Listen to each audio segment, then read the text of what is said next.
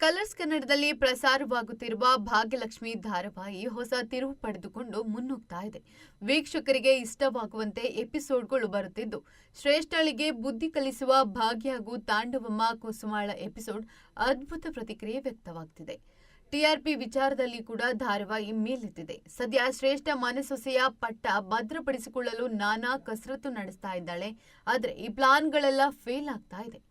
ಸದ್ಯ ಮನೆಯಲ್ಲಿ ಪೂಜೆ ತಯಾರಿ ನಡೀತಾ ಇದೆ. ಭಾಗ್ಯ ಬೆಳಿಗ್ಗೆ ಬೇಗನೆ ಎದ್ದು ಪೂಜೆಗೆ ತಯಾರು ಮಾಡಲು ಹೊರಡ್ತಾಳೆ. ಆದ್ರೆ ಆಗ ಕುಸುಮ ಬಂದು, ನೀನು ಪೂಜೆಗೆಲ್ಲ ತಯಾರು ಮಾಡೋದು ಬೇಡ, ಇದು ಸದ್ಯಕ್ಕೆ ನಮ್ಮ ಮನೆಯಲ್ಲ, ಅದು ಆ ಶ್ರೇಷ್ಠಳ ಮನೆ. ಅವಳು ಈ ಮನೆಯಲ್ಲಿ ಇರೋ ತನಕ ಇದು ನಮ್ಮ ಮನೆ ಆಗಲ್ಲ. ಈ ಪೂಜೆ ನಮ್ಮ ಮನೆ ಪೂಜೆ ಅನ್ಸಲ್ಲ. ಹಾಗಾಗಿ ಮೊದಲು ಅವಳನ್ನ ಇಲ್ಲಿಂದ ಓಡಿಸೋ ಬಗ್ಗೆ ಯೋಚನೆ ಮಾಡಬೇಕು. ನನ್ನ ಮಗನ ಕಣ್ಣು ಮೊದಲ ತೆರೆಸ್ಬೇಕು. ಯಾವುದೇ ಕಾರಣಕ್ಕೂ ನಿನ್ನ ಗುರಿ ಮರಿಬೇಡ ಭಾಗ್ಯ ಎಂದು ಹೇಳಿದ್ದಾಳೆ. ಇನ್ನು ತಾಂಡವ್ ಬಂದು, ನಮ್ಮ ಮನೆಯಲ್ಲಿ ನಡೆಯುತ್ತಿರುವ ಪೂಜೆಗೆ ನೈವೇದ್ಯವನ್ನ ಭಾಗ್ಯ ಮಾಡೋದು ಬೇಡ ಎಂದು ಜಗಳ ಆಡಿದ್ದಾನೆ. ಪೂಜೆಗೆ ಸಂಬಂಧಪಟ್ಟಿರುವ ಎಲ್ಲ ಕೆಲಸನೂ ಈ ಮನೆಯ ಸೊಸೆಯಾಗಿರುವ ಶ್ರೇಷ್ಠ ಮಾಡ್ತಾಳೆ ಎಂದು ಹೇಳಿದ್ದಾನೆ. ಆಗ ಅತ್ತೆ ಕುಸುಮ ಬಂದು, ಹಾಗಾದ್ರೆ ಪೂಜೆಯಲ್ಲಿ ಅಥವಾ ವ್ಯವಸ್ಥೆಯಲ್ಲಿ ಯಾವುದೇ ಏರುಪೇರಾಗಬಾರದು ಎಂದು ಖಡಕ್ ಆಗಿ ಉತ್ತರ ಹೇಳಿದ್ದಾಳೆ. ಇದಕ್ಕೆ ಓಕೆ ಎಂದ ಶ್ರೇಷ್ಠ ನೈವೇದ್ಯ ಮಾಡಲು ಹೋಗ್ತಾಳೆ. ಪುರೋಹಿತರೆಲ್ಲ ಬಂದು ಪೂಜೆ ಶುರು ಮಾಡುವ ಹೊತ್ತಿಗೆ ಶ್ರೇಷ್ಠ ಬಂದು ನೈವೇದ್ಯವನ್ನ ದೇವರ ಎದುರು ಇಡ್ತಾಳೆ.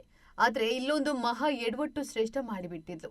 ದೇವರಿಗೆ ನೈವೇದ್ಯವನ್ನ ಅರ್ಪಿಸುವ ಪುರೋಹಿತರು ಪಾತ್ರೆಯ ಮುಚ್ಚಳ ತೆಗೆದಾಗ ಅದರಲ್ಲಿ ಶ್ರೇಷ್ಠ ಉಪ್ಪಿಟ್ಟು ಮಾಡಿಟ್ಟಿದ್ದಾಳೆ. ಇದನ್ನು ಕಂಡು ಪುರೋಹಿತರು, ಮನೆಯವರು ಹಾಗೂ ಬಂದ ಅತಿಥಿಗಳೆಲ್ಲ ಶಾಕ್ ಆಗಿದ್ದಾರೆ. ಇಷ್ಟು ವರ್ಷದಲ್ಲಿ ನಾನು ಎಷ್ಟೋ ಕಡೆ ಪೂಜೆ ಮಾಡಿದ್ದೇನೆ, ಆದ್ರೆ ಈ ರೀತಿಯ ಎಡವಟ್ಟು ಎಲ್ಲೂ ಆಗಿಲ್ಲ. ನೈವೇದ್ಯಕ್ಕೆ ಉಪ್ಪಿಟ್ಟು ಇಡೋಕೆ ಇದೇನು ಮದುವೆ ಮನೇನಾ?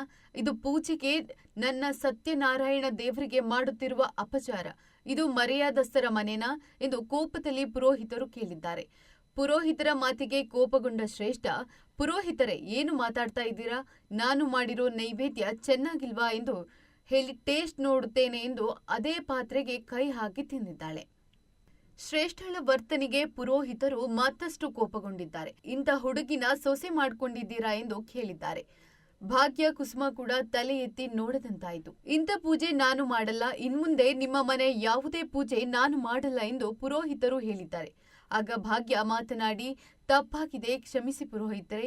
ಚಿಕ್ಕ ಹುಡುಗಿ, ಗೊತ್ತಿಲ್ಲದೆ ಅಚಾತುರ್ಯ ನಡೆದು ಹೋಗಿದೆ. ಇನ್ಯಾವತ್ತೂ ಹೀಗೆ ಆಗೋದಿಲ್ಲ. ಪೂಜೆ ನಿಲ್ಲಿಸೋದು ಬೇಡ. ನೈವೇದ್ಯ ನಾನು ಮಾಡಿಕೊಡ್ತೇನೆ. ನನಗೆ 5 ನಿಮಿಷ ಸಮಯ ಕೊಡಿ ಎಂದು ಭಾಗ್ಯ ಹೇಳಿದ್ದಾಳೆ. ಸದ್ಯ ಭಾಗ್ಯ ನೈವೇದ್ಯವನ್ನ ಮಾಡ್ತಾಳ ಹಾಗೂ ಶ್ರೇಷ್ಠಗೆ ಕುಸುಮ ಏನು ಮಾಡ್ತಾಳೆ ಎಂಬುದು ಕುತೂಹಲ ಕೆರಳಿಸಿದೆ.